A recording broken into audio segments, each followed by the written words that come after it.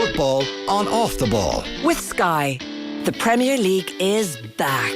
Watch every live game for the rest of the season on Sky Sports, BT Sport and Premier Sports. I'm prepared to do anything I can to play for my country again. Do it then. What about your start to the game? It wasn't bad, was it? Why should an honest answer be a mistake? How can a modern day manager not have a mobile phone? Why should he? Well now, football show, very happy to say Damien Delaney is with us for the evening. Hello. Hey Joe, how are you? I'm told you have five-a-side on the horizon this evening. Over 35s. Over 35s! Oh no. Oh no. Is that full-size pitch over 35s or Astro? Yeah, full size pitch. No slight tackling.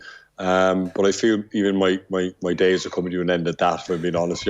I'm being slowly moved more out of the way. I'm left back soon. Delaney's rule is no slide tackling and, most importantly, not the face.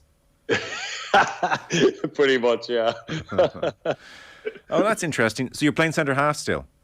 Yeah, I just kind of float around, to be honest with you. It's more enjoyment, you know. That was one thing I was worried about, that it was going to be like a bit too competitive, because, you know, there might be a lot of ex-players still think they're whatever, but it's not, man. It's really, really fun. It's friendly, you know, very, very rarely anything happens, only accidental really clashes and things like that. So but it's enjoyable, and it's just a good way during the winter just to get a sweat on once a week rather than go to a gym or go on a bike or do whatever you want to do. So it's quite fun. Nice.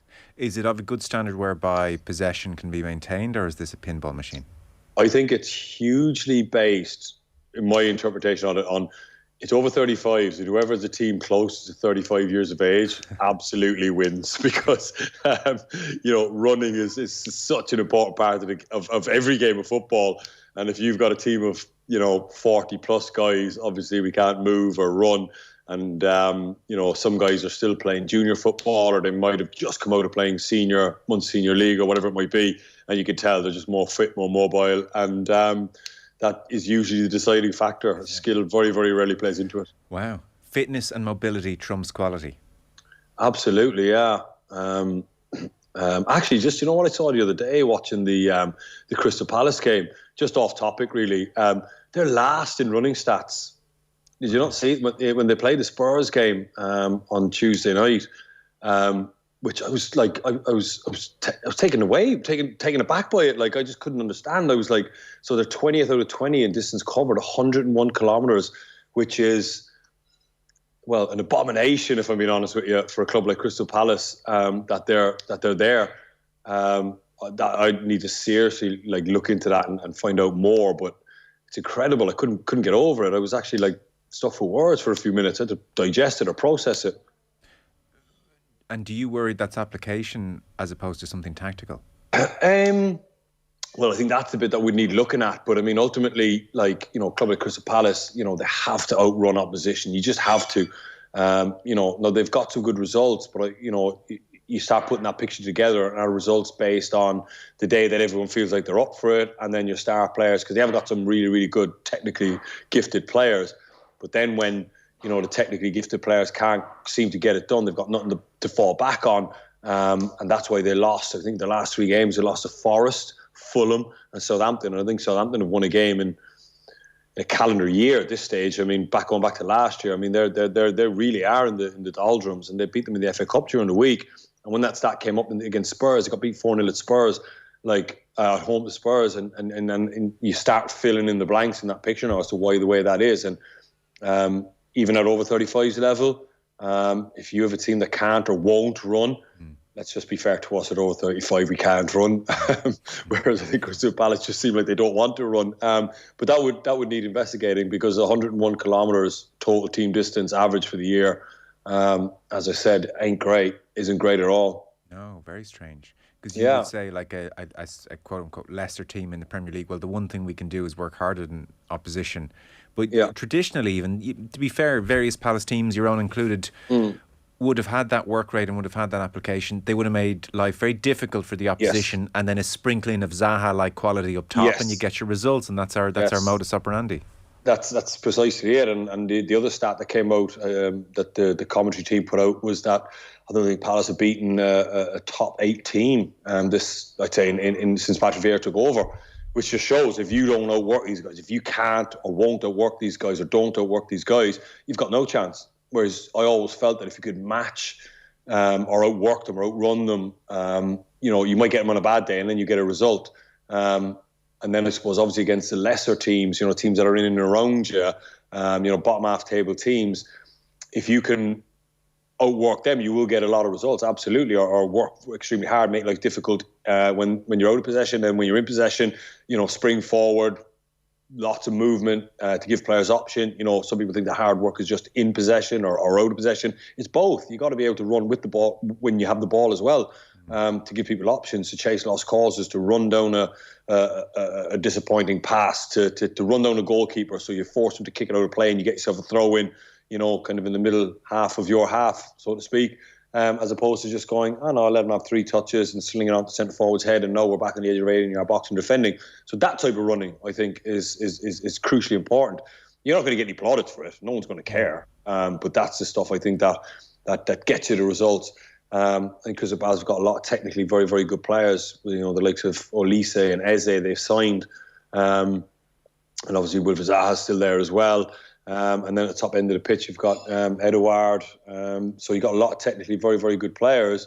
But if they're not applying themselves, I'm not just blaming them, but I think it's the team distance is down. Like I said, those stats I'd love to get into those stats and have a dig down, break it down as an individual basis. Who is way behind, because you can do a positional average for the Premier League as well, so the average for a right back or a centre back or a midfield player, somebody is letting that down. Just to put it into context, someone like Spurs or Liverpool even would easily be I'd say 115 kilometres a game.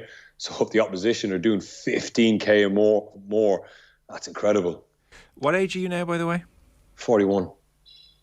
I can't run anymore. Can you not? Because I was going to ask you, so I'm 37 and I'm flirting with some over 35s, a triumphant return before it's too late.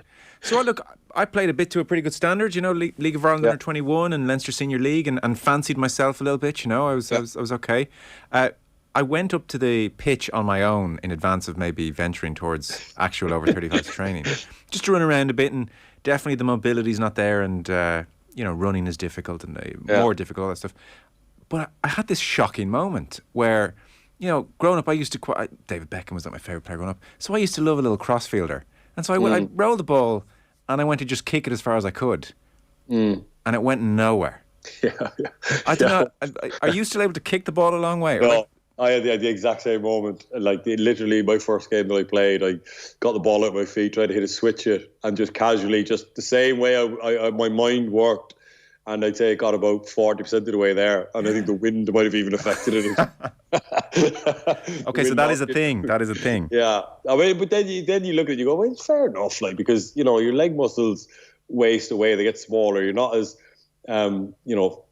bouncy as what maybe you were when you're younger. Because when you're younger, your muscles are so supple and so, I suppose, flexible and springy.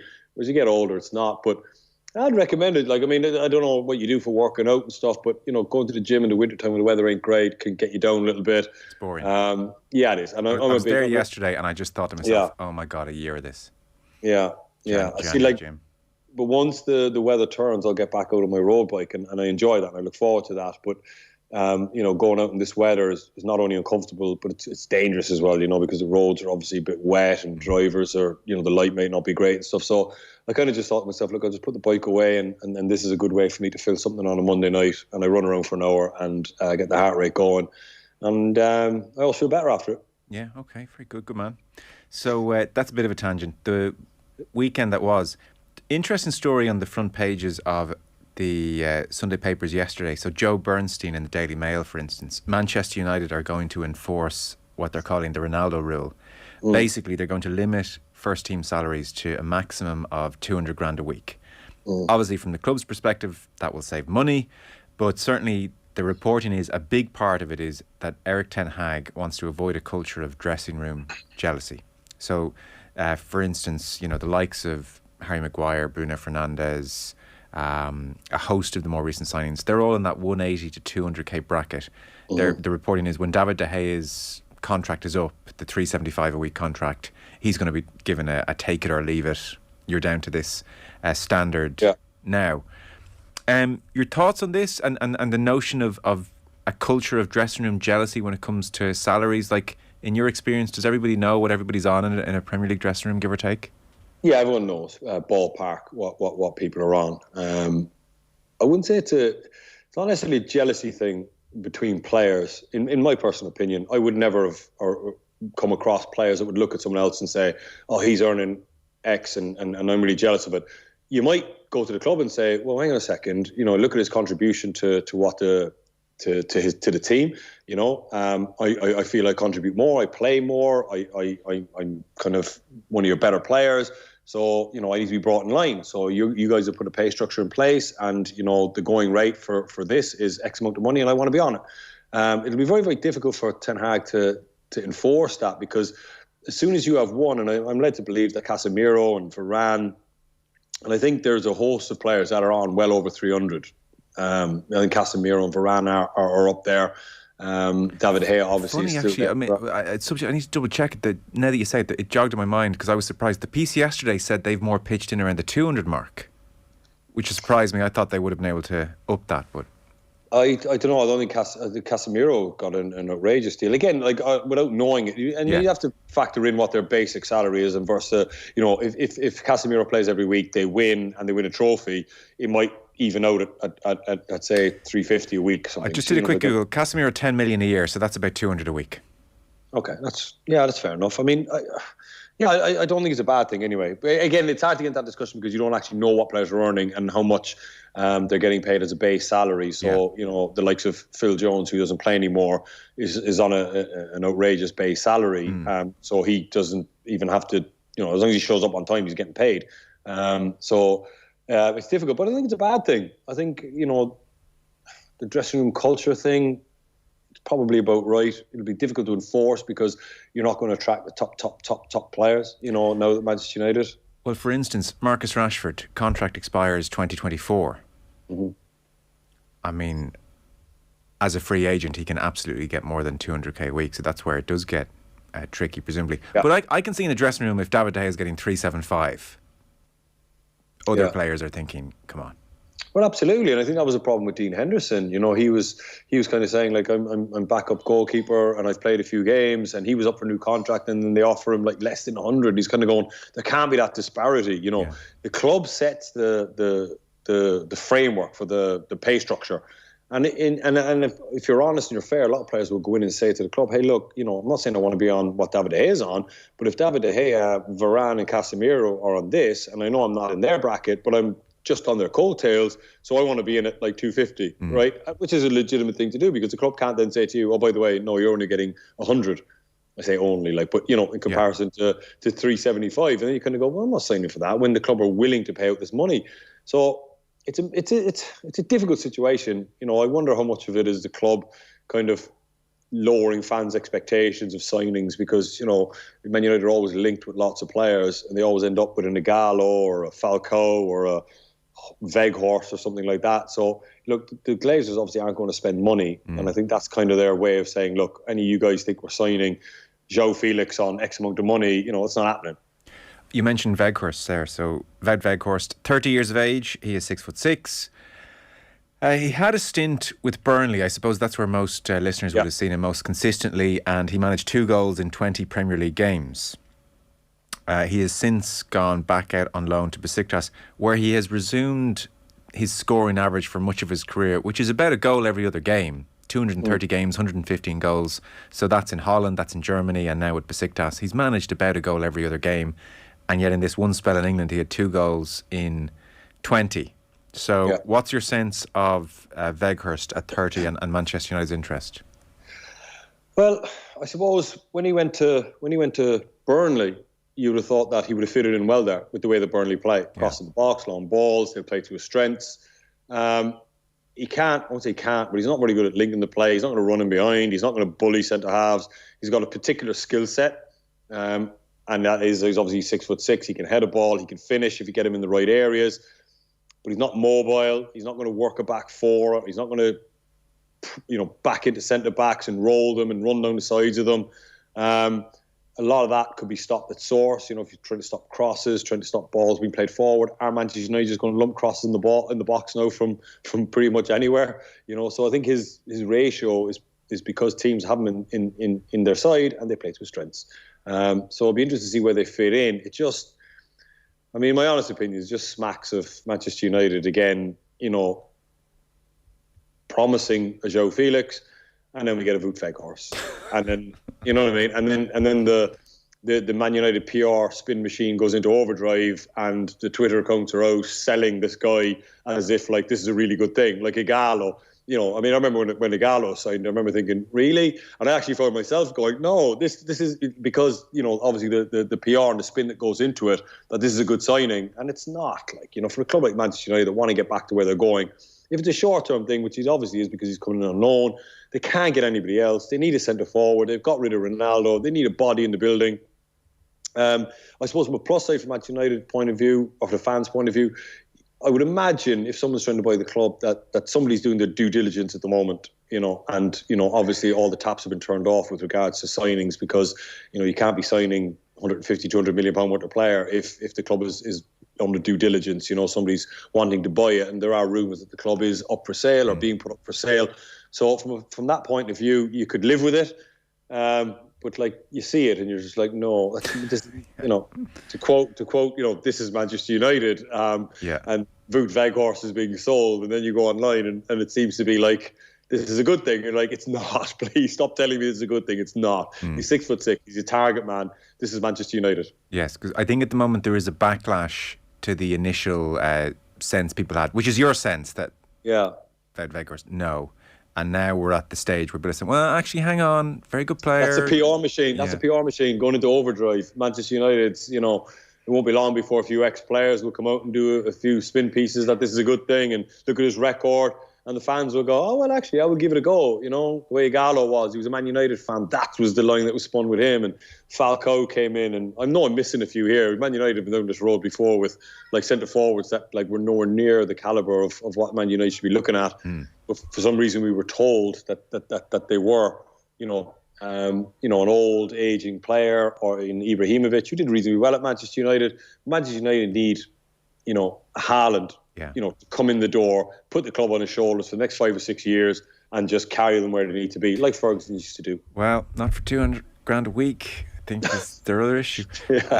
Give us your thoughts on this Luke Shaw development at centre-back. Played there against Nottingham Forest and Wolves. And initially there was a needs-must quality because Lisandro Martinez was with Argentina and Lindelof was injured, and Harry Maguire, I think, initially was going back from the flu. But then Shaw seemed to do quite well, and it's now continued Nottingham Forest, Wolves, and now Everton. He played alongside Rafael Varane. Yeah, I'd be surprised if it lasts much longer. I know Harry Maguire was on the bench, even though he was over his illness. Look, as a short-term thing, a guy can slide in and kind of pick up the slack and get the job done for a number of games. But, as they start getting into Europa League games against Barcelona and stuff, they probably need him at left back, to be honest with you, because the alternative of him at left back is Malacia. But I'm pretty sure once Martinez and Varane are fit, they will be the first choice centre back pairing. The fact that he's playing him over Harry Maguire, I think that pretty much signals the end for Harry Maguire, really, that he's playing Luke Shaw centre back ahead of him. So look, I can't see it lasting, to be honest with you. It's a needs must thing, but sooner or later people are going to start putting United under the type of pressure. If Man United were playing Liverpool tomorrow, would they play Luke Shaw centre back? Absolutely not. But in the games you mentioned, you can kind of get away with it. But when Man United come under serious pressure and his decision making is going to be seriously tested, then you need a centre back playing in that position. And I think Manchester United are a better team with Luke Shaw playing at left back anyway. Demoralising in the extreme for Maguire as well. Yeah, it's pretty low, man. I had it myself. It's kind of when I was 36, so you kind of know the end is nigh there. When a manager puts a central midfield player in centre back and you're on the bench and you're kind of going, no, that's if you're honest, you kind of go, well, that's it. The manager doesn't need to say anything. He's did it with his team selection. It's over for you there. But I know the first game there was talk of an illness, and then again it followed through to Wolves. Then the following, Harry Maguire is available. So I think it's the death knell for Harry Maguire now. I think if I was him, I'd be talking to his agent and say, look, I need to move on here. I can't have Luke Shaw playing centre-back ahead of me. I need to go. And I think that'll probably be best for Harry Maguire as well, because, you know, he's been through so much in the Manchester United shirt. He's had such a tough time, and I can't imagine the pressure he's been under mentally to deal with that.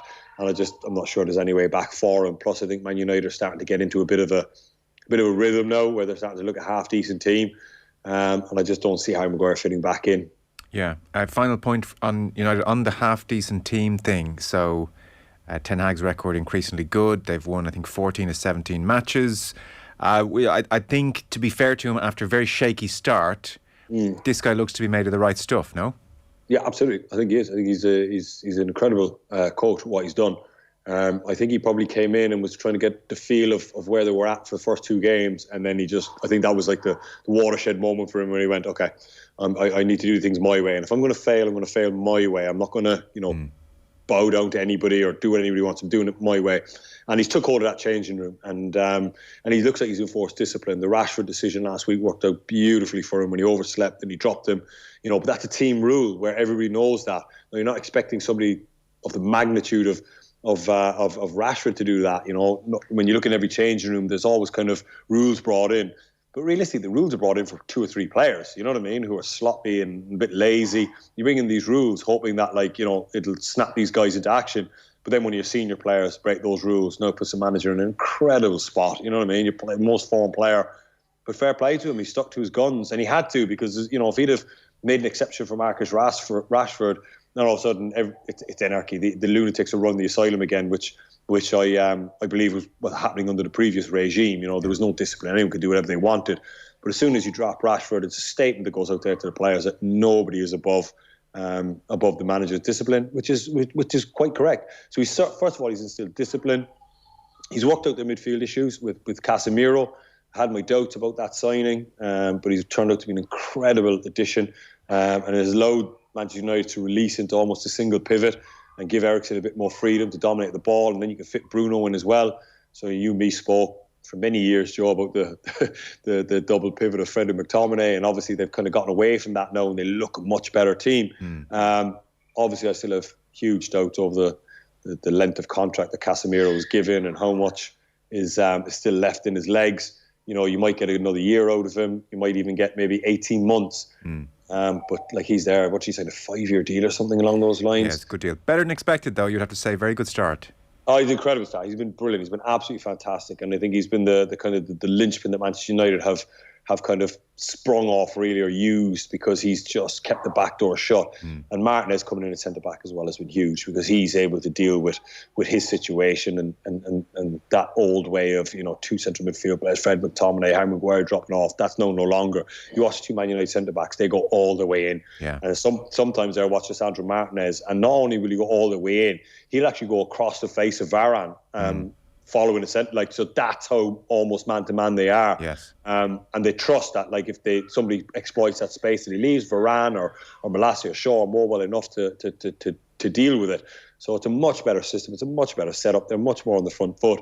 Tactically, they're really, really good. His in-game decisions are pretty good. When you watch him, there's nothing you're kind of going, that was a bit strange. And he's the guy. But again, Man United have problems, because there'll be a ceiling of how much he can do with what he has. If you gave this guy a serious budget, maybe the budget that other managers have had over the last number of years. I know Solskjaer spent a lot of money one summer, the likes of Wan-Bissaka, Maguire and stuff. If you were to give Ten Hag that over the next 2 or 3 windows, I think he could build a squad or a team that are capable of getting seriously challenging for the Premier League and getting back in the Champions League and getting into knockout stages and looking like a team that belong in that environment. So I like him. I like watching Manchester United now. Okay. He had comments, by the way, all over the front pages yesterday, which tally with everything you've said. And I think he was confident enough to say this publicly now because he feels removed from where he was at the start of the season in a good way. So he said on his arrival, there was no spirit. It's quite open for a manager. There was no spirit. I saw no team dynamic in the squad. The mental resilience very low. I even saw it as an outsider, and I noticed it in my first weeks at the club. I looked at the culture of the club and I asked, how did Manchester United become great? The club bought an unimaginable number of players in recent years who have not been good enough. Most purchases have been average, and at United average is not good enough. So that was his take after the Everton game. Very short break. I do want to ask you about the Graham Potter situation at Chelsea. Damien Delaney staying with us on the Football Show, brought to you by Sky. Watch all the football you love, including the biggest Premier League games every weekend, live on Sky. Back in one moment. Football on Off the Ball. With Sky, proud partner and supporter of the Republic of Ireland women's national football team. This is News Talk.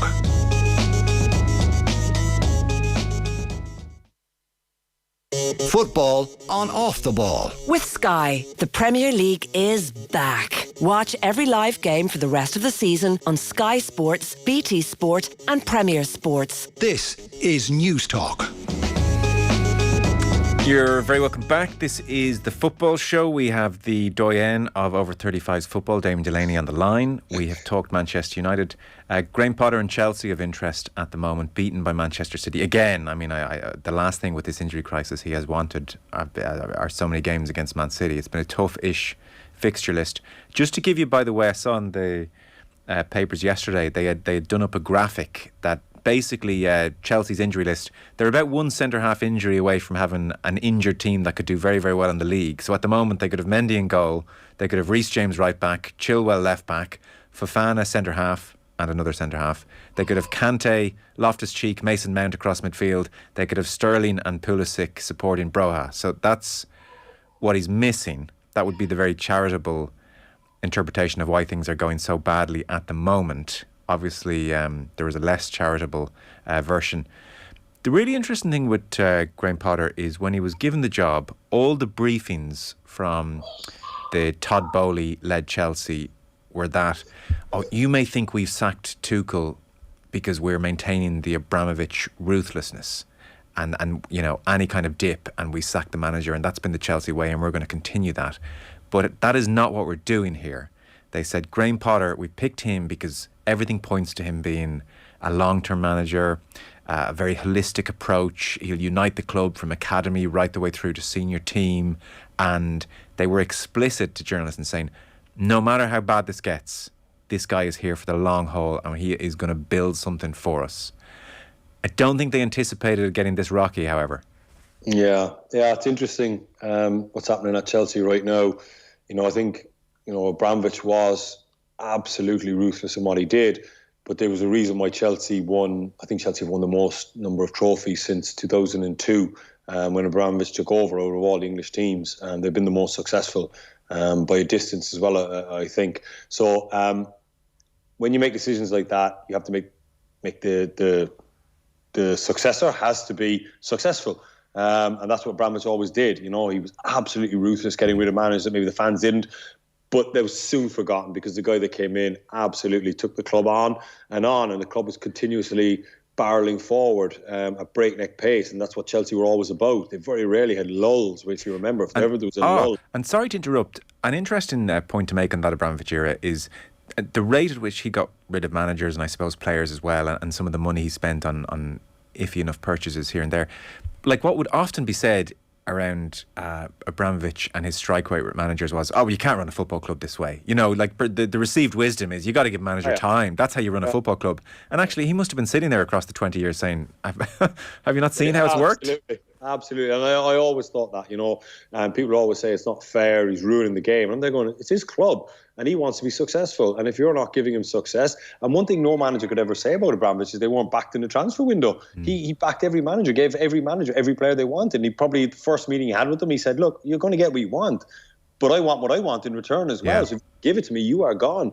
And I think you took that job knowing that you were, you know, getting into bed with a lion, so to speak, that, you know, any false move and you are gone. So and now ironically Chelsea are trying to do it quote unquote the right way.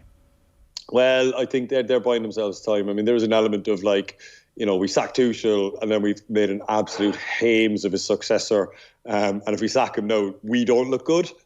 So we need to just stick at this and give as much time. Do you think they've made a hames with the Potter decision? I don't think they've made a hames of it, really. I just think that, like, the relentless nature. I mean, you look at Chelsea's list of managers, it was a who's who. everyone from remember Scolari was in there and all at one stage. A guy who just had won the World Cup in 2002, I think. So he went and got the best manager available, and he didn't care. And they've gone and got Graham Potter, and ultimately Todd Bowley and his team that he's gone in there with. They're investment bankers, I think, from what I know, or they're hedge fund guys. And hedge funds like making money. So if Chelsea starts losing money, all of a sudden now there is going to be a huge issue. At least with Abramovich, if they started losing money, well, it was only his money that he was losing. It remains to be seen, and it'll be interesting to see whether Todd Bowley takes responsibility, because Chelsea being 10th in the league with that injury list still isn't acceptable, to be honest with you. You look at some of the games, they've dropped points in. I think they dropped points at Brentford, Newcastle, off the top of my head there. And then obviously recently they've dropped a whole host of points like Nottingham Forest and stuff. So I think Chelsea still have a good enough squad to be higher than 10th in the league, and they should be. So like I always say about any manager, what have you got available to you? Are you getting the most out of it? Is Graham Potter getting the most out of what he has available to him? Probably not. So it's going to be up to him now to fashion some way of getting results and getting within striking distance of the top four, because Chelsea going out of the FA Cup there at the weekend, I think they're out of the League Cup, if I'm right in saying. I know they're in the Champions League. They don't look like they're going to do much damage in that. So their season could effectively be over in the next few weeks, which is absolutely unacceptable. And Abramovich wouldn't have stood for this. If Abramovich did decide to put Graham Potter in charge, I'm pretty sure now Graham Potter would be petrified every time his phone rang that he wasn't being summoned to go to see Abramovich. As if Abramovich didn't even see him. That'd be. So I said the charitable view on Potter is that the injury list is catastrophic and the fixture list has been tough, and I think there's real merit in that. The less charitable version of events. This is his first time stepping up to working at a club of this level with players of this stature.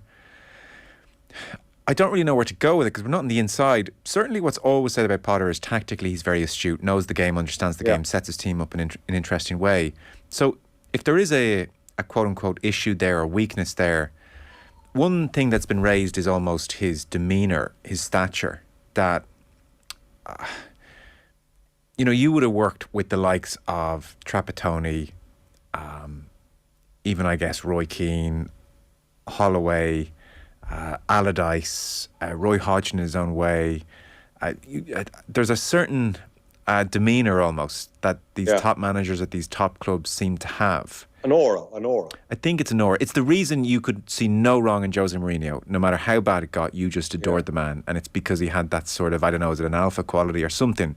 Yeah. And again, this veers into slightly unfair territory on Potter, but he doesn't look like a commanding presence. And these big clubs often have a commanding presence. I'm curious for your thoughts on that. And we are both from afar here.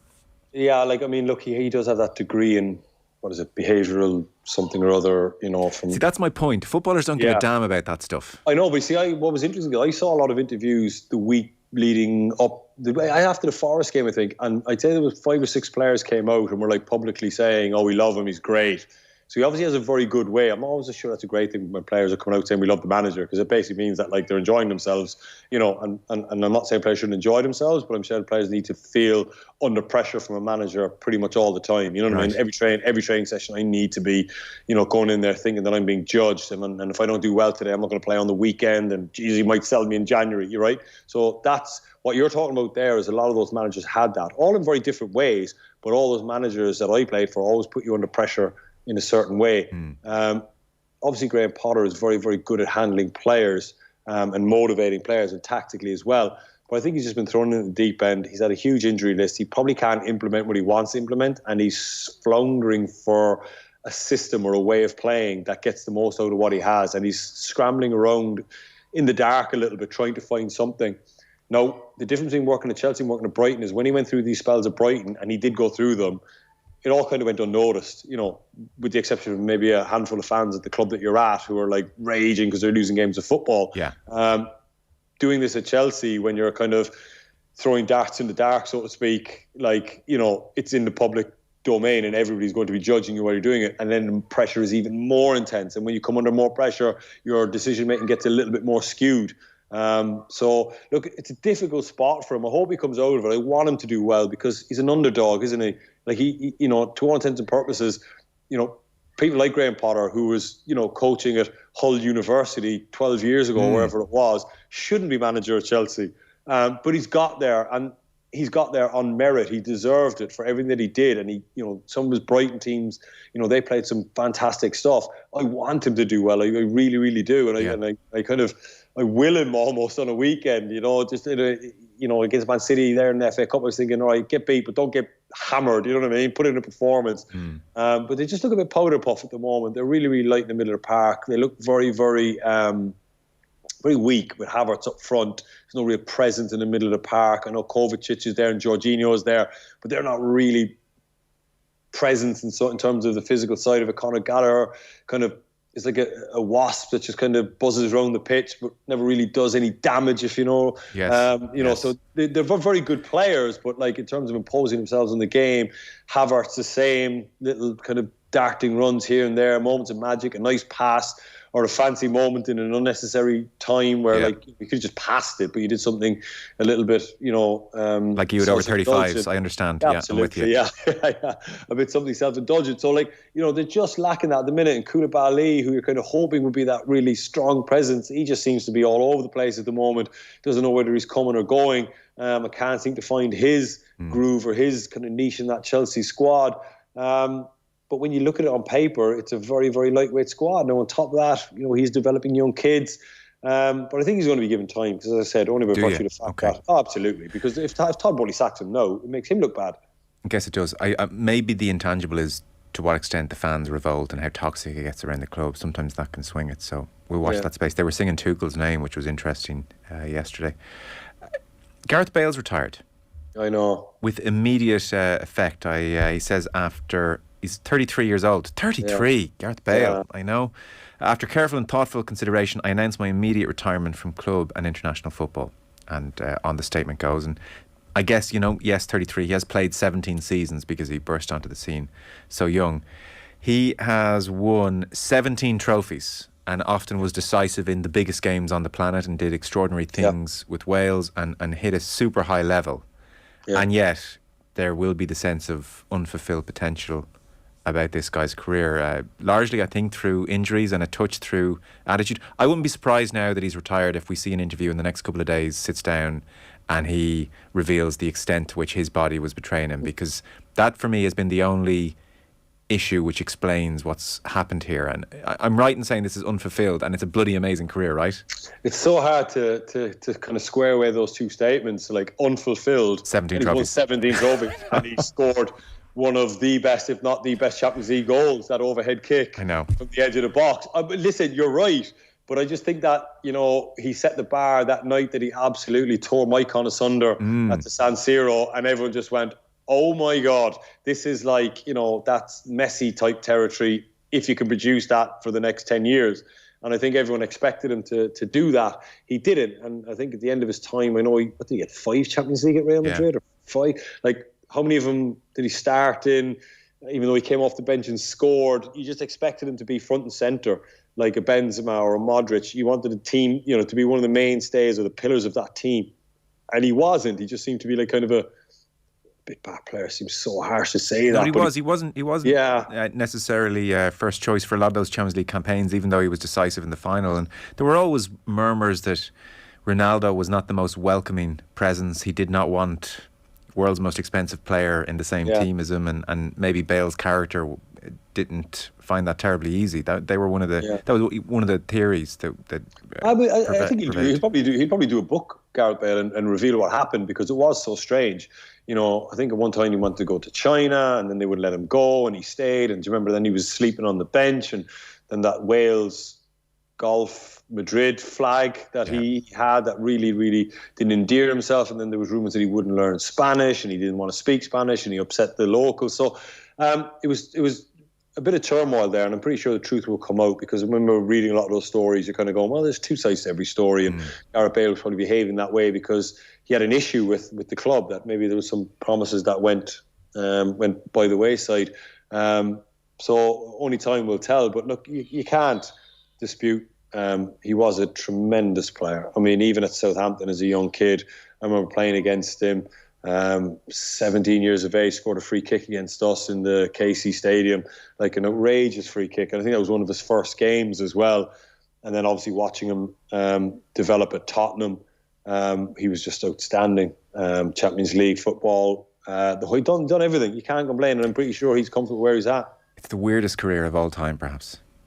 Yeah, absolutely. But I think once the blanks are filled in over the next year or two, it'll probably add up as to why he was the way he was, the extent of his injuries and stuff, And on top of that, by the way, he went out to the MLS and scored the winning goal in the final, only just gone. Yeah. So, I mean, this guy scores massive goals, big goals. And he has a highlight reel that he can be proud of, and a trophy cabinet he can be too. And pretty sure he goes back to Wales, and I've heard he's got a 9-hole golf course in his house in Wales. Absolute like USPGA standard golf course. So I'm pretty sure that puts him up in your estimation massively, I would think. Well, I would like to get to know him a bit. Yeah, you're willing to do that interview with him and get to know him, I'm sure. Liverpool drew 2-2 against Wolves at Anfield. And they had a very strong team. Wolves rested a number of players. There was the Alisson mistake. Nathan Collins, man of the match, we should mention. Yeah. There was what we are now calling the customary Liverpool openness. It's just an enduring mystery what's going on right now. Really strange with what's happening with Liverpool. Sometimes I watch them, I think they look like a team fatigued. That like when you want to play the way that Liverpool want to play, you have to be fresh, you have to be full of energy. And they just look a little down on themselves. Did I see you posit the theory on TV recently on Virgin that they have that maybe they somehow mucked up their pre-season training? I might have said something along those lines. Yeah, but they've had like the World Cup and they've had rest in the interim, so it's harder to know. Yeah, it's difficult. You hear rumours and things. People are saying that like he works them really hard, even during the week, in between games when they're playing twice a week. Their numbers are really, really high in training, and that he's kind of unwilling to compromise on that. He has his way of doing it, so the team looks a little bit leggy. But then I think when you look at it on the tactical side, and you probably have to dive into the numbers really, they don't play the heavy metal brand of football that they used to play. Yeah, that seems to be gone now. Liverpool don't look like a team that would terrify you. Like I remember going up to Liverpool or playing against Liverpool when Klopp played that absolute like breakneck speed. Nobody got a second. You were absolutely petrified because they blew you away in the first 15 minutes. That was their thing. Get their nose in front of that 15 minutes, pummel you into ground by half time, and then the game's done. There doesn't seem to be that now. There seems to be a shift away from that. And that heavy metal type football is like an awful lot of blind balls forward. I remember a stat when I was playing against Liverpool that they were up there at the top of the league with long balls. But obviously nobody looked at them as long balls because Jordan Henderson is spinning the ball in over the centre-back's head and Sadio Mane is chasing it and he gets on the end of it and it's not a long ball, but it's blind and it's hopeful, but everybody was on the same page. And even if the centre-back got there first, you're kicking it out for a throw-in, or if you took liberty, it would be nicked off you, or if you try to pass to play your way through the press. I remember having training sessions leading up to those games and everyone was like, we got to play through the press. And I'm there going, have you seen the press? Like, you win the ball back and like you can hear footsteps around you and Jordan Henderson is coming and you haven't even got the ball yet, and I'm trying to think, where can I play this? And all of a sudden then you kind of go, I'm not taking the risk, and you just spin it. And all of a sudden then it's a massive centre-half and Van Dijk on the halfway line with your centre-forward and you're like going, oh my God, it's relentless. And you almost just got pummeled into submission. And I don't see that with Liverpool now. They look like a really nice team with the advent of Thiago, and I'm not sure they're cut out to be that. So they look kind of like a little bit of a hybrid of, retaining the ball. It's very, very slow. They're going side to side, a little bit of what Man City are doing. And I think teams now sit in against Liverpool and they kind of go, they don't have the absolute quality to hurt you. And I think when you look at Mo Salah this year as well, Mo Salah thrives on that breakneck speed. Balls being played in behind, kamikaze stuff, pinball, getting on the end of things, winning the ball back, pressing, counter-pressing. It's just all a bit like crazy. But they knew what they were doing, but they just made it crazy for the opposition. And I don't see that with them now. It's into Thiago, out to the left back into Thiago, a little Len pass into midfield, Salah standing on the right wing. By the time he gets it, the fullback is touch tight to him, so he can't really do anything. They drop off, so the space for Salah to go into isn't quite there. I would say it's more that, and I think Klopp made a conscious decision to move away from that type of football. Yes, because a less polite word for the hybrid, as you talk between that the chaos and the more technical, slower football, it would be no man's land. They're kind of they're neither here nor there. They're not Man City, and they're not what they were. They're trying to be a little bit more possession. And I think the game changed a couple of years ago. They played Atletico Madrid in the Champions League, and they went out, I think. And I remember working that game.